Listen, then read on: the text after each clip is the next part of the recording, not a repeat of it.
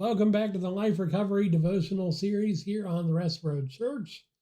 Today we are reading day 23 of step 2, titled Common Temptations. Our Bible reading for today is out of 1 Corinthians chapter 10, verses 12 and 13.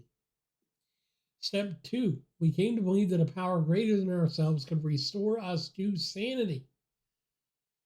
Entertaining beliefs in an addiction's magical cure often hinders recovery. I'll read that again because I think some of us need to hear it. Entertaining belief in an addiction's magical cure often hinders recovery. One of the most common such beliefs is that someday we will finally be beyond the reach of temptation. Unfortunately, temptation is a permanent part of our world and of human experience. The Bible says the temptations in your life are no different from what others experience. Not only is temptation all around us, it's within us as well. Temptation comes from our own desires. James 1:14. Even if we could rid ourselves of all external temptations, we'd still have to live with the destructive desires within our secret selves. Even Jesus faced temptation, and yet he never sinned. Before he was tempted, he spent an extended period of time alone in the wilderness, and during that time he went without food. We are usually tempted the most during the times when we're lonely or hungry. Facing temptation is part of accepting reality. We need to accept that we will always be susceptible to temptation in our areas of weakness and predisposition. It is unrealistic to believe that our sinful nature will ever get better.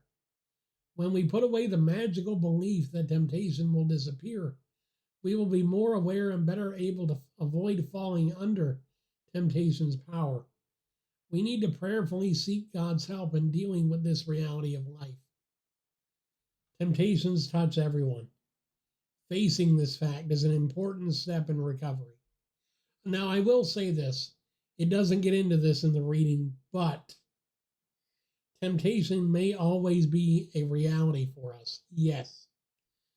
However, it will not always be as great as it is in the beginning. I'll tell you this.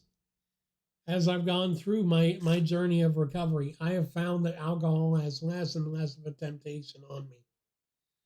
I still have that temptation every once in a while. On occasion, when I get thirsty, I think about how good it'd taste to have one drop. But I don't fixate on it. It's no longer the temptation it was on day 1. It's no longer the temptation it was on week 1, on month 1, on month 3 when I relapsed. It was a worse temptation then than it is now. But it is always going to be a temptation because that's always an area in which I'm going to need to be vigilant and watchful and just avoid temptation. It doesn't mean it's going to always be a 10 every time I'm tempted. In fact, now it's usually always a 1 or a 2 on temptation level.